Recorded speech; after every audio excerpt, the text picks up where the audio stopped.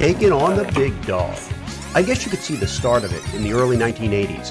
Desktop publishing revolutionized the magazine and newspaper industry.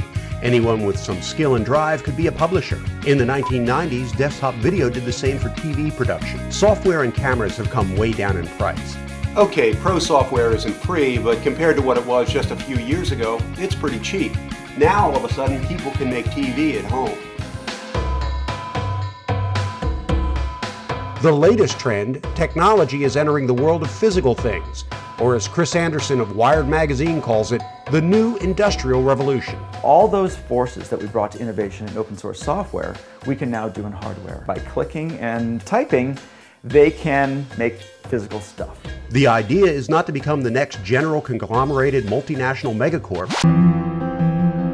At General Conglomerated Multinational Megacorp, we are a part of your life. We bring you your morning breakfast and then help you get to work.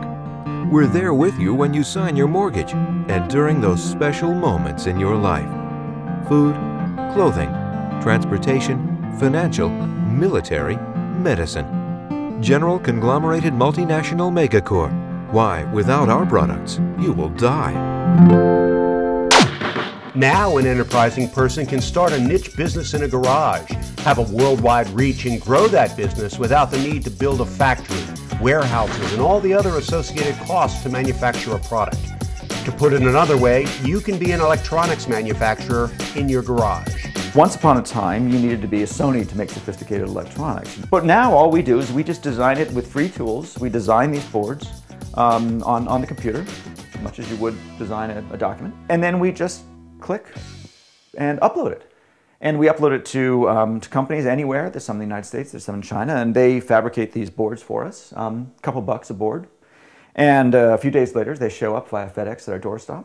And now we're in the electronics business. It used to be the only way to get a product to market was to be involved with a large organization. Their factories, suppliers, shipping systems, design engineers. A home tinkerer with an idea, some creative and technical expertise, and space to work can become a toy manufacturer that can have the most popular holiday toy. Anderson's Wired article uses the film Flash of Genius as an example of the way it was. It's based on the true story of Bob Kearns. He invented the intermittent windshield wiper. Ford shows an interest, but instead of selling his idea to them, he builds his own factory, and then Ford backs out. He goes broke, and Ford proceeds to steal his idea. Are you working with them? He has a breakdown. Why don't you come with us? The vice president asked me to come to Washington. It took years of litigation to get the payment from Ford and Chrysler. Today, none of that would have happened because Kearns could have had all the parts and electronics made at individual factories with a few keystrokes. There's a whole new industry out there set up to support budding micro-entrepreneurs.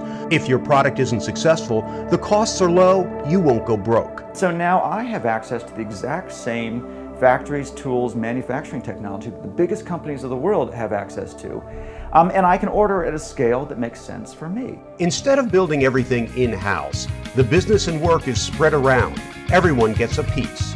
The new industrial revolution.